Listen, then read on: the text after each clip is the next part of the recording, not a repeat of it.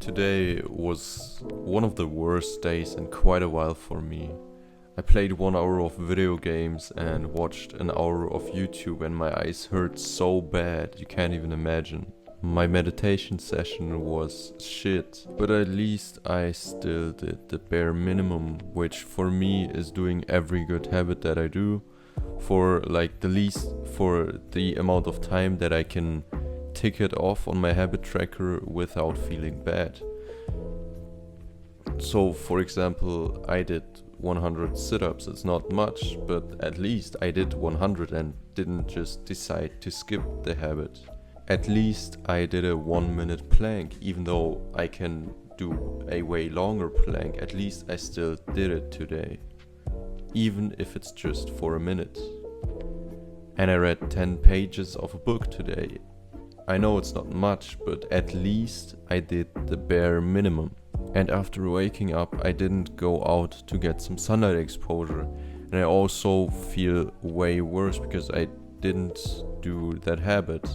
So now I have to go out after recording this video, at least on my balcony, and get some sunlight exposure, because I feel like my eyes are burning after watching 1 hour of YouTube and playing video games for an hour. On some days it's really not important how much you do for each activity, like how much time you spend on it or how many reps you do. On some days it's really just important that you do the habit, so that you don't develop this mindset of, yeah, it's okay to skip like once in a while, because then this mindset will slowly creep into your whole life.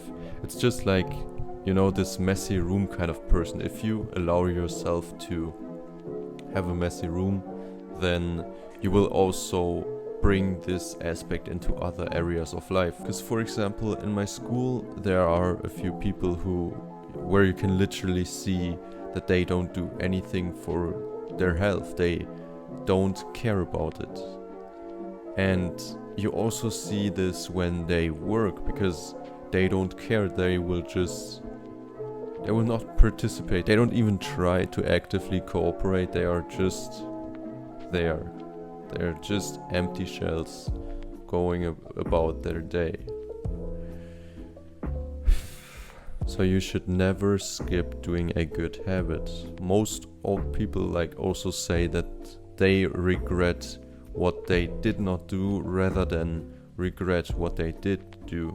I spoke about the acceptable baseline in one of my recent videos, and I forgot to add that you should also keep on increasing this acceptable baseline, because for example, right now my acceptable baseline is way higher than any productive day was when I started with self-improvement. For example, like I said, I read 10 pages today, 100 sit-ups, and some other little bullshit, like 20 push-ups. It's not much, but I did a little. Played my piano, I just did my bare minimum. But thinking back to when I started my self-improvement journey, my bare minimum was literally when you have a bad day, literally at least read 1 page. It doesn't matter, just read 1 page. Do 5 to 10 push-ups. It literally does not matter. And anything else, I didn't really care. I didn't really have a baseline for anything else. I was just at least keep your streak. It doesn't matter if you do 1 push-up or 5. Literally just don't skip the habit. On most days you should focus on taking a step forward, but on some days you focus just on not taking a step backwards. Take action. Yo, I'm on my balcony now. I don't know how to turn the camera, but you can see on my balcony, chilling in this egg. I'm already way happier now that I'm outside. It's insane. Why are we people so stupid sometimes? Why do we sometimes prioritize doing dumb shit? And I realized actually there's also levels to everything. For example, I was watching an Alex Hermosi video. Well, I watched an hour of YouTube and it was actually only Alex Hermosi, so it's also like way better. Like I didn't consume any brain dead shit. But anyways, he was talking about how anyone can be rich, and he like did a huge ass presentation, and he also said that you should refuse the woman in the red dress from the Matrix, basically just the instant reward. There's levels to this shit, because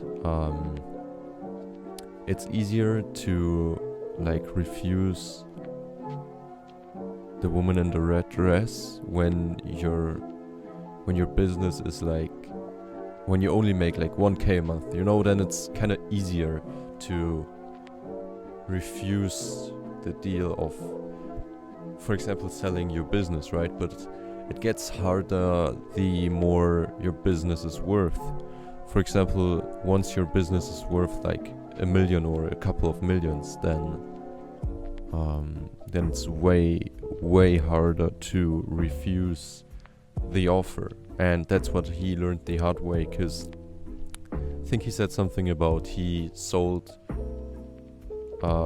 his business for like 20 million or something, and and he just said that's stupid. And actually, like those levels are everywhere in life.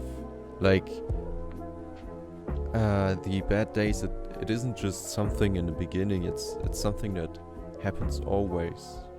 I don't know if anyone gets what I just said, but damn. And also, while I'm on the balcony, I don't do anything unproductive. I'm currently like editing the video, or I'm going to continue editing after I recorded this bullshit. But after that, I'm gonna just sit here and think, because the thinking habit that I talked about last time is very important. My fucking hair. Long hair is annoying. I always had short hair, because then I literally showered for a minute or two to save time, but now this looks better, I guess. It also kind of looks nice. I still want it longer. Okay, bye bye. Take action.